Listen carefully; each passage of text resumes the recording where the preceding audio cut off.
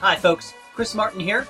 We are up to the fall of 1905 in our recap of the top board of the World Diplomacy Championships at WeaselMoot in Chicago. And the spring of 1905 saw some major shifts as players who think they have a chance to win the tournament made their moves.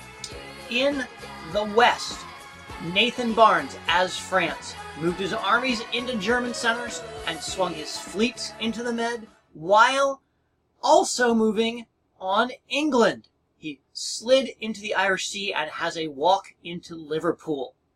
In the East, Chris Brand, as Italy, supported Dave Miletsky's Turkish fleets into the water and positioned his armies to deal a crushing blow to Peter Jürgen's Austria.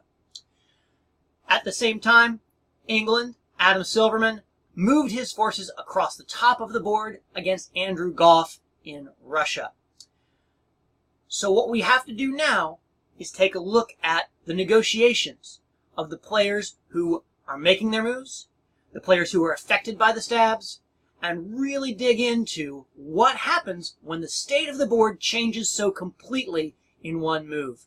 For a long time, it seemed like it was just dancing and positioning and people were edging around, but now the knives are out. And now we have a lot of really juicy negotiations to dig into.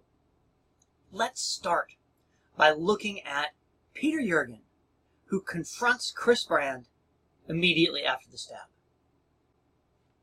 What are you doing? What are you thinking? You're supporting a two-center turkey to get dots so EF can finish rolling over you? That's what you're doing now. Maybe. We'll see. No, that's 100% what you're doing. Everything is... Red dots are now EF. You know what's going to happen, right? Just tell me what the mentality is. I just want to hear the mentality. What do you think's going to happen? I think I can get several builds from you this turn.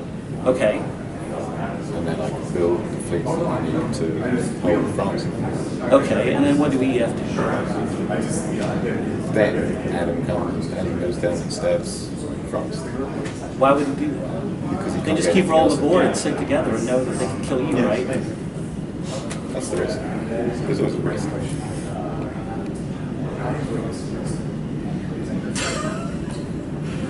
And maybe I die quickly. It's a gamble. I have to tell you guys, that right there is the glory and the heartbreak of diplomacy. What you see Peter Jürgen doing is realizing that there is no good answer. He has no good line of attack. Chris Brand has moved it into a position and made a decision that ends his chances. Now he can't win. And Chris Brand, he knows that too. And you see him smiling about it. He's like, hey, you know, there's always a risk when you make this kind of move, but I'm willing to accept those risks. And just Peter's crushing devastation as he's like, oh, I was so close to getting on top of this thing. But Chris Brand knows that he's got a solid ally in Dave Miletsky, and those two fleets are going to give him the leverage he needs to make a strong play. Let's take a quick look at Dave Miletsky and Chris Brand discussing their options. Yes, as the thing that leads you to conserve. And then you just move to Orleans Trieste, and you've got you can order the army into Greece with the support of with the support of the Ionian. Right. I can use that frees up GNC to support you into Bulgaria.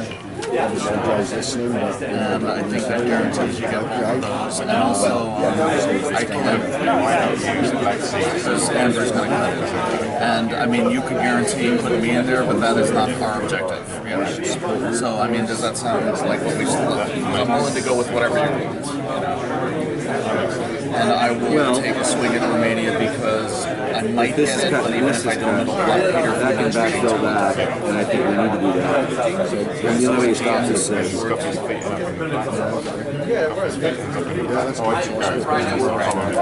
right. So a jail supports Condabella. at the worst, he loses 1 year. Nice. Thank you. I guess I could have cut this one. He's not going to move. I think he was expecting those two fleets to take out. So, I mean, if you want me to do something different. So while everybody else has been counting Chris Brand out because he's made some dubious orders in the past, Dave Miletsky has spelled out a really good plan here. Let's take a quick second and break it down and see what he's talking about. If you take a look at his suggestions, the Italian army Trieste is going to move to Serbia, and the Italian fleet in Constantinople is going to move to Bulgaria. That's going to mean there is no support for the fleet in Greece. The fleet in Ionian will support Albania to Greece, and that fleet will be destroyed. At the same time, this fleet in the Black Sea is going to go to Romania, and the fleet in the Aegean is going to support Constantinople to Bulgaria. The only way that can be defeated is if Peter orders Fleet Greece to the Aegean to cut that support, but Dave argues that isn't going to happen. So at the end of these proposed moves, we'll have an Italian army in Greece, and that fleet will be destroyed. We'll have an Italian fleet in Bulgaria, and that army will be destroyed. Unless, for some reason, Serbia... No, there can't even be that, because Trieste is moving to Serbia, so Serbia is simply moving to Budapest isn't going to do any good. This is going to leave Chris Brand in possession of 2 new dots. It's going to remove 2 of Peter's units from the table, so he's not going to be able to choose what he's going to pick up in the winter, and it's going to allow Chris to put down 2 new units here on the boot. It's a strong move. It's exactly the kind of plan that Dave Miletsky is really adept at coming up with and then executing. Let's take a look then and follow Peter Jurgen as he goes and talks to Nathan Barnes and says, well, I can't do anything about what Chris Brand has done directly. Let's see if I can get somebody else engaged who has a stake in these negotiations. Why would I want it? Let's do it. Let's go down and roll for the unit. I'll support you in from Bohemia. So, like you want to. So. That's what you want to do? Yes. Oh, I got it. So Bohemia support Munich to Tyrol.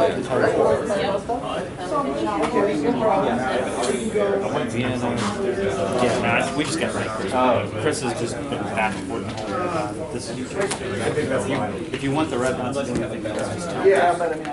Okay, so Peter is now all in for Nathan to win the World Championships, and he's going to do what he can to keep Chris Brand from doing well and work with Nathan.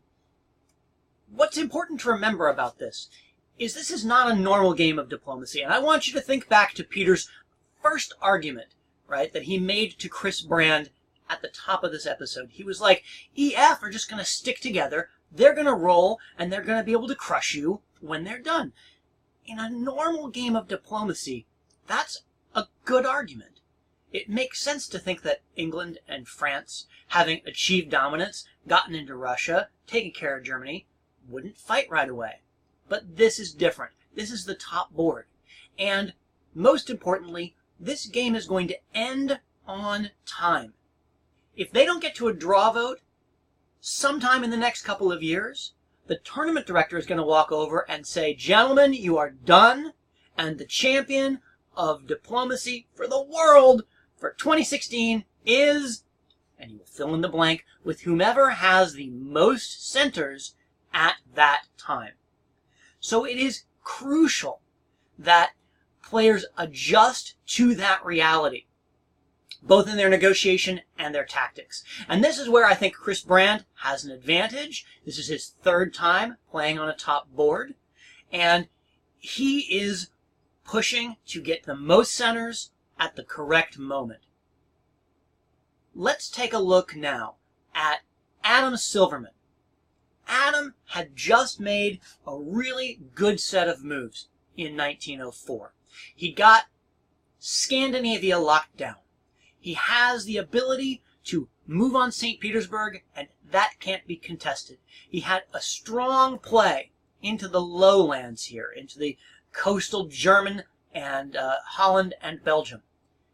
But he moved over the top and Nathan has taken advantage of that and sent one fleet against him.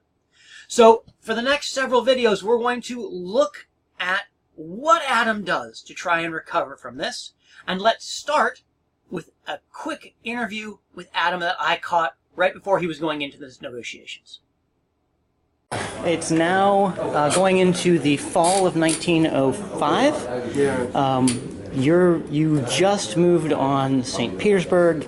It looked like you and Nathan had disentangled, but now he's in the Irish Sea with a walk to Liverpool. It was a misjudgment on my part. To take the army over? Yeah, I mean, I thought about it. I was originally holding it, and then I waffled about it and ultimately decided to send it with the thought that there was a stronger commitment of Italy sending fleets south.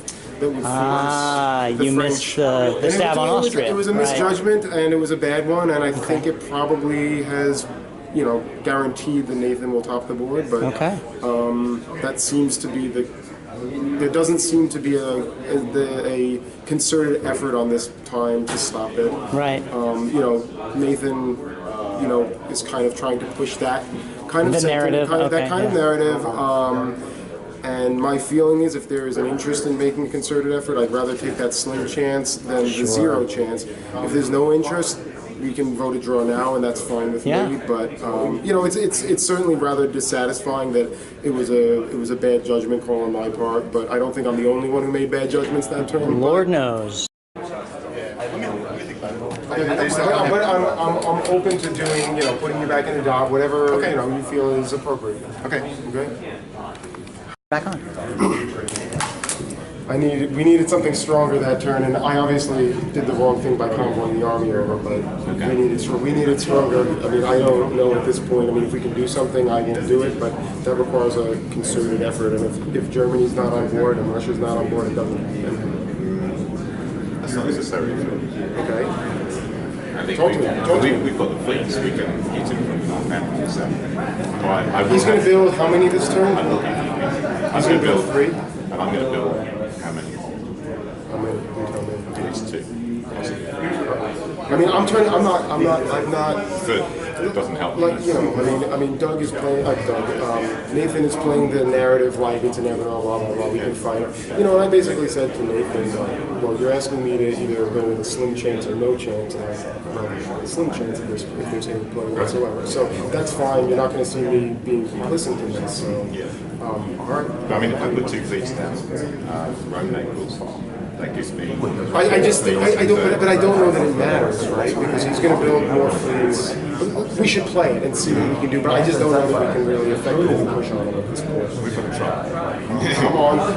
Can you convince Goff if I pull back to do this? Because Goff's pretty pissed at me right now. I can try. And I don't know that I have much leverage with. if I'm pull back, are we going to try to stop or not? Are we going to try to change it a little bit or not? If you pull back, That's my plan.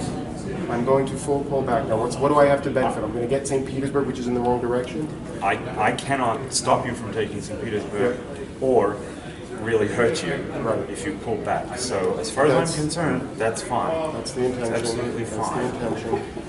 That still leaves some issues that I have with your move. I don't know if you've noticed that maybe that wasn't the plan we agreed to. Yep. Peter, can you just go away from me? I want to shout. All right. There's Adam Silverman, all the way from what he thinks happened. You know, he made a bad decision. He went back and forth about it, thought about the tempo that he'd get by having that army over versus the risk of Nathan stabbing him. And he said, you know, Chris Brand just made a big move. He thought that that would demand that, you know, Nathan would swing this fleet in the Irish Sea south, right? If you think about this, this fleet was in the Mid-Atlantic Ocean. If that fleet is in North Africa right now, then Chris Brand has some very hard decisions to make about how he defends Tunis or how he defends the Tyrrhenian Sea. He can't use that fleet in the Ionian as Dave has planned to take Greece. He's now got to hold on to that. So much pressure on the boot if he goes in that direction. But instead, he came up against Liverpool. So, Adam first tries to get Doug Moore on board. And what we call that in the business is not getting the time of day. Doug gave him literally 10 seconds of negotiation. It was like, yeah, okay, I'll listen to what you say. But really, too little, too late as far as Doug is concerned. I think that Adam sensed that. Then he turns to the person who ought to be his natural ally in this regard, Chris Brand. He says, Chris, let's not just let this go. We've got to do something about it. And Chris says, well, yes, I'm going to put down 2 new fleets. And Adam goes, is that going to be enough? Think about it. All right, so you put down 2 fleets, a fleet in Rome and a fleet in Naples. What centers are you going to take off of Nathan with those fleets? He's not going to be able to get to Marseille because Nathan is going to be building. He's going to be putting down at least a fleet in Marseille, right? Probably also put down a fleet in Brest. And then how's that going to work out? He's like, I mean, let's play it out, he says. I'm not giving up. I'll take a slim chance over no chance, but we got to get everybody on board. And what about Andrew Goff? Can we get Andrew Goff on board? So in this really cool, organic way, the video just goes on for 5 minutes. I'm breaking it up here so to put a little commentary. But Adam goes to Andrew, as you see, says, hey, I'll pull back, man. I'll give you all the room you want. And Goff says, well, you know, I can't really do anything about it if you do that. But if you were to simply walk away, sure, I'd be on board. And that's when we lose Adam there. We now turn to Goff talking to Brand about the decision that he's made and how this is going to go. Pay close attention to the way that Andrew Goff changes the nature of his negotiations as he moves through the conversation. Because from outside here, from where I'm looking at it, Andrew has a real mental shift that happens while he's having this negotiation. And he changes his tactics in the middle. We'll talk about it at the end of it. I guess you're trying to win your championship, but this doesn't get you there. Okay. I know I am out of the World Championship, barring some complete catastrophe for me. I finish this game on 4 or 5 seconds. I get to choose between Silverman, Barnes, and you. You've got here again. Well done. Do you want to win this tournament? Yes. The reason I did this is because it was looking like otherwise it was going to be a run between Silverman, Barnes, me, and Jürgen.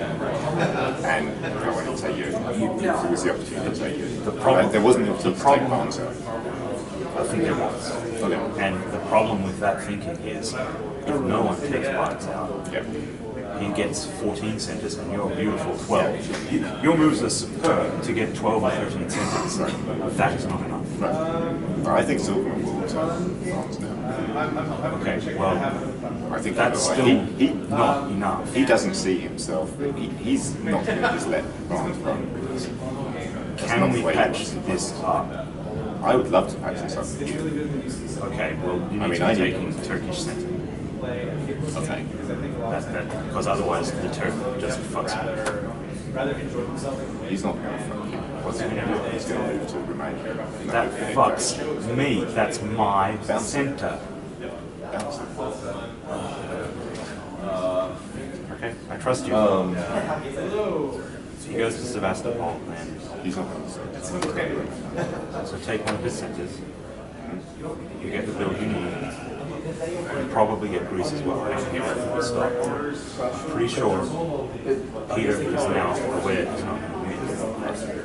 So he'll be prepared to use this 3 or 4 as forcing him to stop Nathan. I don't know whether we're using to stop Nathan or to stop me. We'll find out. Now, if you do anything to, the same way I can't do anything to Silverman, he can't do anything to you, whereas Nathan can. That's the real key point.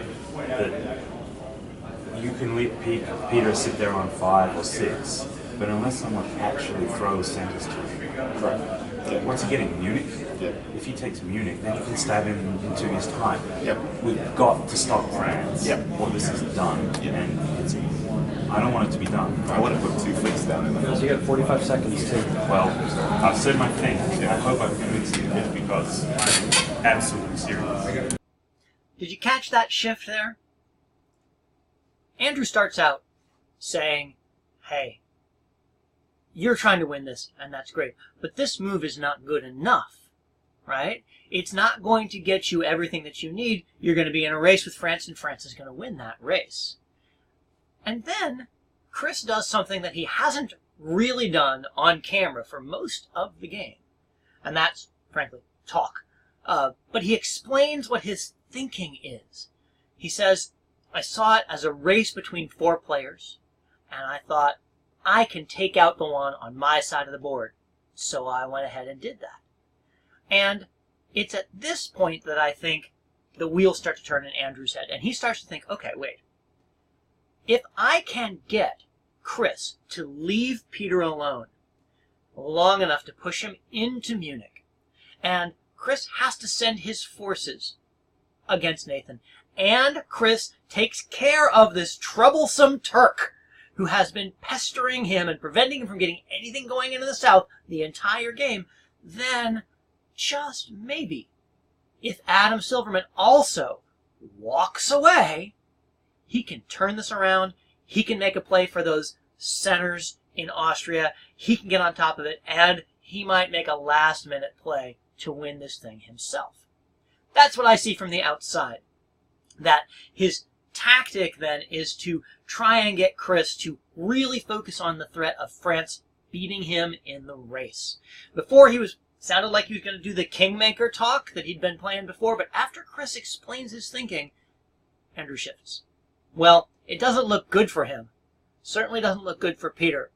They have just a little bit of discussion about how they're going to move into this end game here before we go into reading the orders. Let's watch that, and then I'll catch you up on the other side of the orders. Chris, am I needing to change anything? No. No?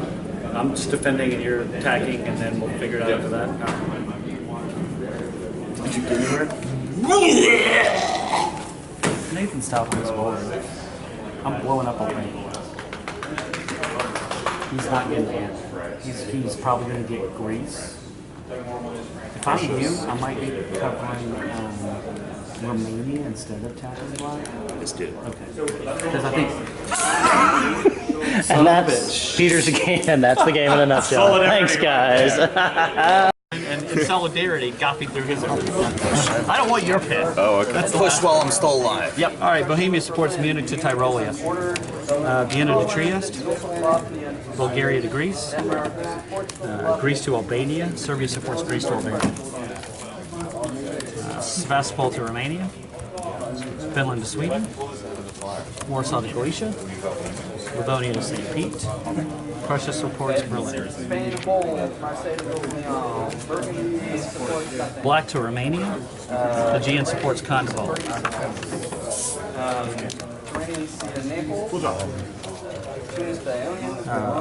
Irish to Liverpool. Munich to Tyrolia. Western to Tunis. Kiel supports Baltic to Denmark. Belgium to Holland. Burgundy to Munich. Gulf of Liona to Tyrrhenian Sea.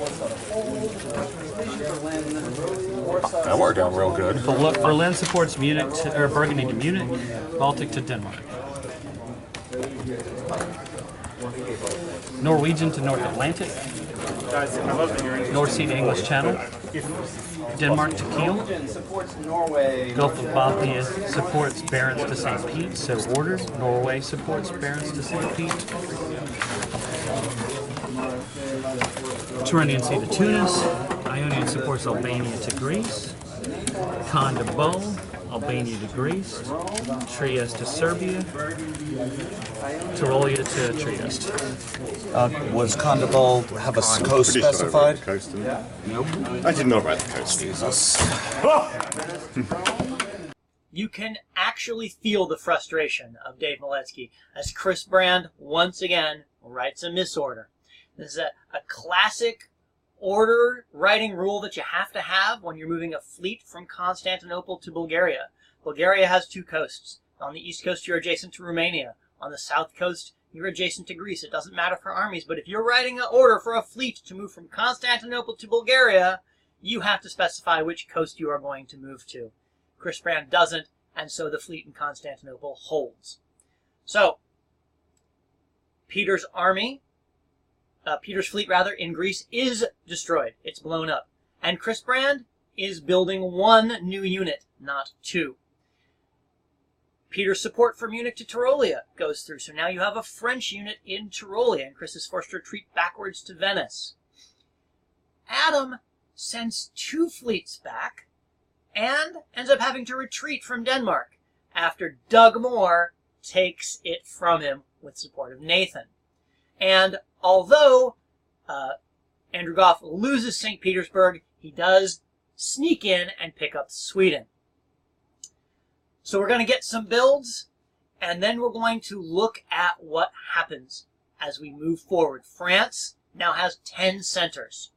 Italy is the next closest on 7. Can Nathan Barnes convince everyone that this is it? He's won this game by virtue of being the biggest power at this point, and the game's going to end, and we should just take a draw. Or will everyone decide to keep fighting it out and hope that Nathan can't hold on to everything that he's taken, and maybe somebody else will have a chance to steal the title from him? That's what we'll look at next time when we get into the spring of 1906. If you're enjoying these videos, go ahead and give me a like here in YouTube. You can join the conversation in the comments section or on Facebook in the World Diplomacy Face-to-Face section, or on Reddit in the Diplomacy subreddit. If you want to offer some support, I am running a Patreon for these videos, and there's a link to that below in the comments. Until next time, I'm Chris Martin, and I'll stab you soon.